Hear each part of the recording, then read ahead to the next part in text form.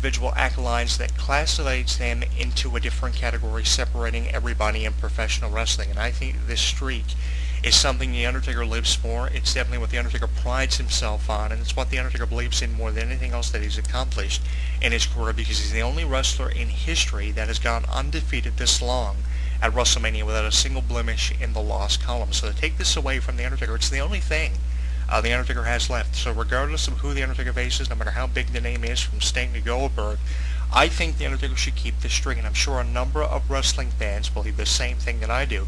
So throw something up on our Facebook page at facebook.com/HW Entertainment. Tweet us something on Twitter at Jonathan Clarke 1, and throw something up on our YouTube channel at youtube.com/Jonathan Clarke 22, and get in on the conversation in our general discussions forum, the official forum of HW Entertainment. Let us know what you think of The Undertaker putting his win streak on the line against Sting. I think that both of their characters would have fit perfectly in really any era of professional wrestling. Now, WWE 2K14 takes a look at 30 years of WrestleMania, and the game is classified into different eras of the WWE, just as the Attitude Era was the focal point of earlier this last year when WWE 13 was released. So with the WWE 14 game being categorized into different eras, it got me to thinking, what era would have been most appropriate for Sting and The Undertaker to have this match in? And I chose the eras of the early thousands, probably back in 2000, 2001.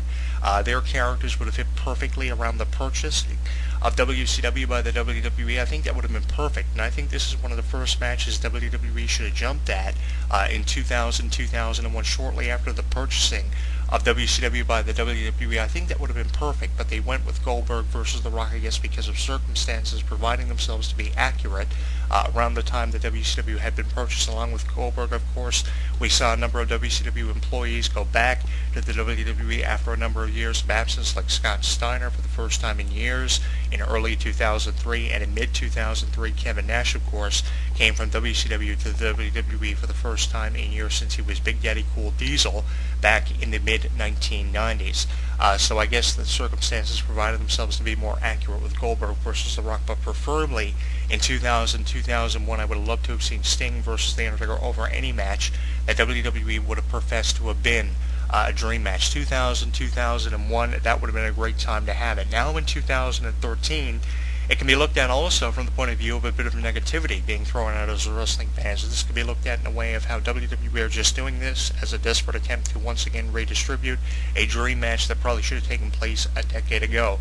But because of how these wrestlers have felt about each other, or how they felt about the WWE or other organizations or prior commitments, this match did not happen for a number of reasons. Kind of like how the Bret Hart-Shawn Michaels match from 1997 took years to put off after their biggest match at WrestleMania 12 in 1996. Vince McMahon claimingly said, openly admitted that Bret Hart versus Shawn Michaels, the rematch from Anaheim, California in 1996, did not happen for a number of reasons. They wanted it to happen for a number of reasons. It did not, and the same thing can be said about Sting versus The Undertaker, regardless of how they feel about each other, or, how they feel about the different organizations they work with or their prior commitments.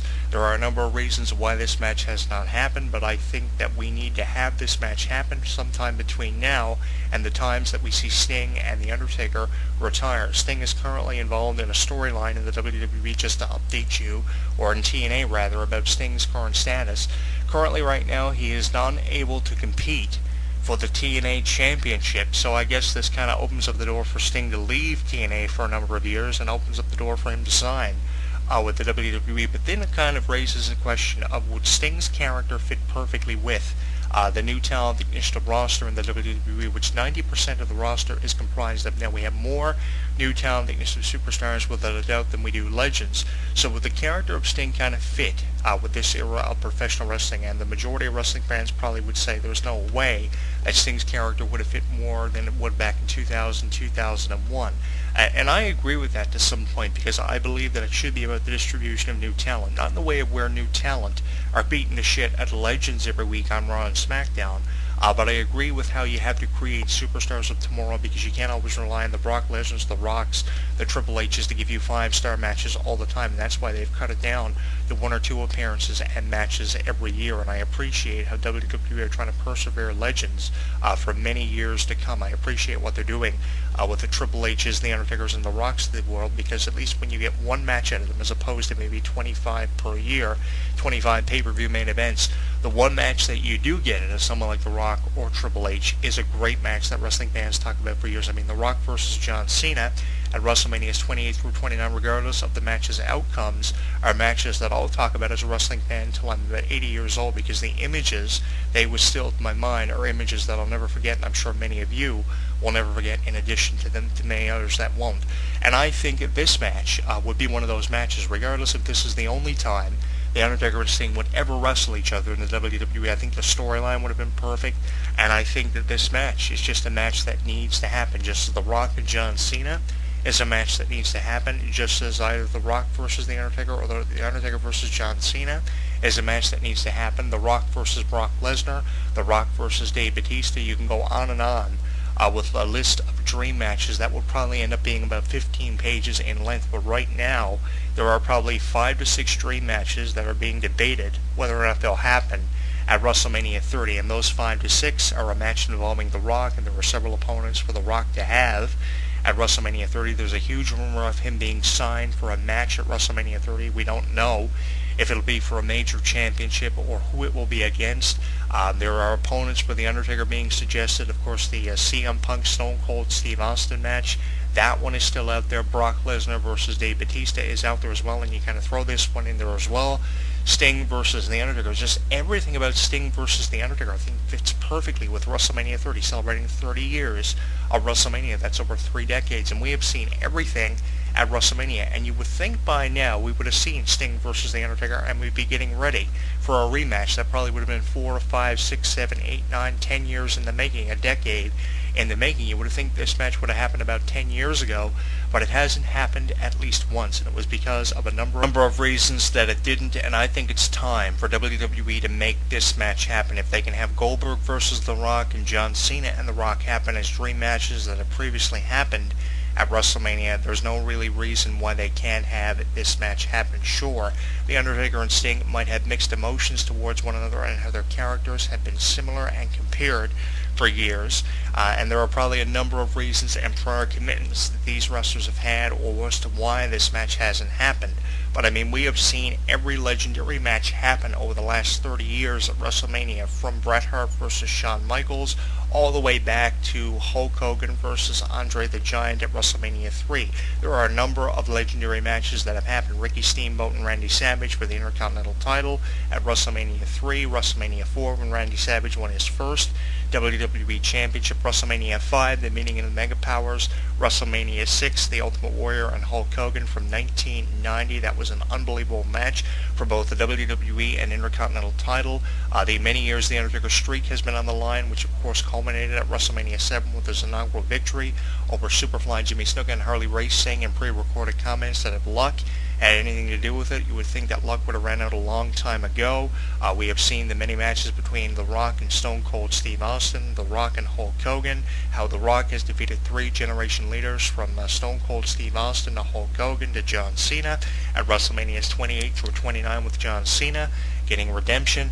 I mean, so many moments have defined and stood out at WrestleMania, both stood out and defined what WrestleMania has truly meant to this business as an industry and why so many people do it. I mean, if you're not in this business, Triple H has said, if you're not here to be champion or to be recognized for something, then you have no business being involved with an industry that has so much pride that kind of coincides with it.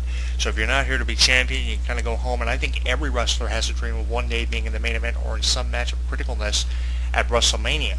So why not give us this match? Because this match would really make an example for other wrestlers of the new talent that should follow, and it would be a match for us as wrestling fans and radio shows and columnists to talk about on our radio shows and write about for our written column. I know I have written about Sting versus The Undertaker a number of times for our written column on this website, and I'll probably be doing it again as we get closer to WrestleMania 30. We have a lot to talk about over the next couple of weeks, so keep listening to HW Entertainment for further updates on some of the things we'll be discussing. I know we're just a day or so away from the season finale of Shake It Up, of course the release of Disney Infinity on the PlayStation 3 and Xbox 360. We're going to be reviewing that one for you. And of course we have Survivor Series in just a few days. Of course all the coverage of Survivor Series can be obtained through this website, including pay-per-view, play-by-play, downloadable videos and images and coverage provided by HW Entertainment Radio.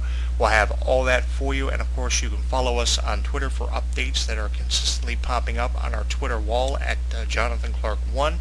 You can subscribe to us on Facebook at facebook.com/HW Entertainment, and you can watch us on YouTube with over 1,000 video archives and 21,000 channel views, youtube.com/Jonathan Clarke 22, and you can join the discussion in our general discussions forum, which we just launched for you a few days ago. There are a number of different forums that are categorized for you. You can sign up for our general discussions forum by clicking on general discussion forum.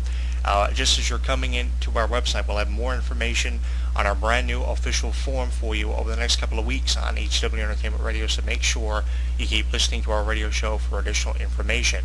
And with that, we're going to go to a commercial break, and when we come back, I'll have Ed Sheeran's Lego House for you. You've been listening to one of the biggest radio shows on the internet today. This is HEW Entertainment Radio, one of the biggest and best radio shows that you will find on the internet when it comes to professional wrestling and entertainment news coverage.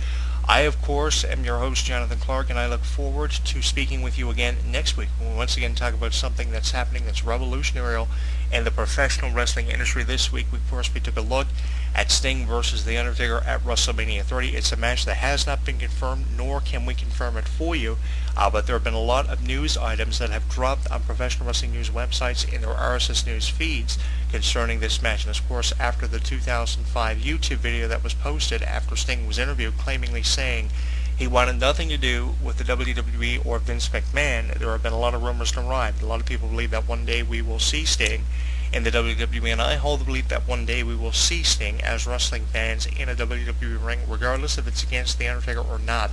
At some point, it's bound to happen. If Goldberg can go to the WWE and The Rock can come back after 7 long years, as he claimed he had to come back to solidify his legacy, anything can happen in the WWE. So make sure you subscribe to us.